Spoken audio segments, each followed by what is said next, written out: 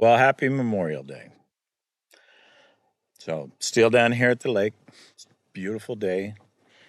And felt like I wanted to share some of my thoughts with you on Memorial Day. So, if you didn't know, Memorial Day was actually called, oh shoot, now it slipped my mind. It was right after the Civil War. It was to honor the Union soldiers who had died after that Great War and to place flowers and tokens on their grave as a sign of respect.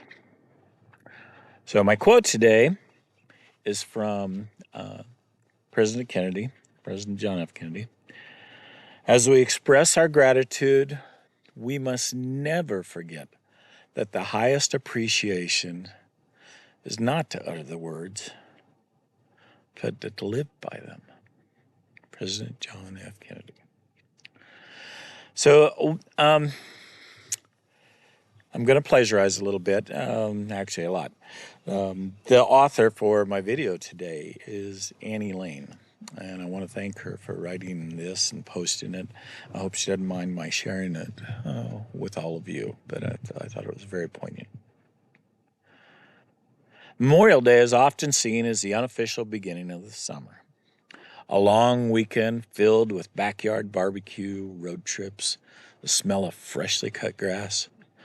Stores run sales, families gather, and children run barefoot through the sprinklers and grass. These moments of joy are part of what makes our country beautiful. But beneath the surface of this holiday lies a much deeper meaning that deserves our full attention. Memorial Day is a time to honor the men and women of the United States military, and actually a lot of civilians too, who gave their lives in service to this nation. It's not just a day off or a seasonal marker. Is it a sacred day of remembrance? These fallen service members were not just soldiers or airmen or sailors. They were also sons and daughters, mothers, fathers, husbands and wives, best friends and neighbors. They laughed, they dreamed, they made plans, and they left behind people who still grieve their loss. Every name engraved on a white stone at Arlington National Cemetery or in quiet cemeteries across the nation in hometowns represents a life that was lived with purpose and ended in sacrifice. These individuals walked into danger not because they wanted to fight, but because they believed in protecting something greater than themselves. They fought for the safety of their families, for the freedoms we so often take for granted, and for the ideals that define our democracy. As we enjoy the privileges of our peaceful lives, it is important to pause and remember those who no longer can. Set aside a moment of silence. Visit a memorial. Attend a local remembrance ceremony.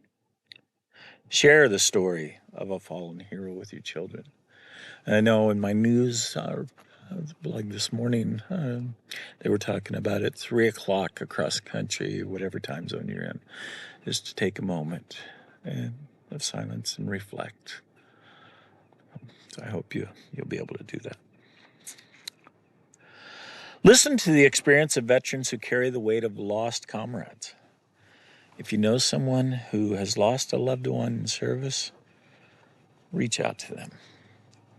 Speak the name of the one they lost. Let them know their sacrifice is still remembered. Freedom has a price, and Memorial Day is our collective opportunity to pay tribute to those who paid it for us. Remembering is an act of honor. Gratitude is quiet, powerful way to keep the memory of the fallen alive. So yes, fire up the grill, laugh with your family, savor the sunlight, but also take time to reflect. Maybe lay flowers at a grave. Say a prayer for peace. Hold the memories of our heroes close.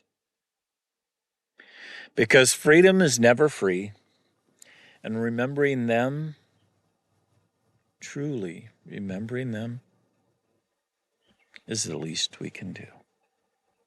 Annie Lane.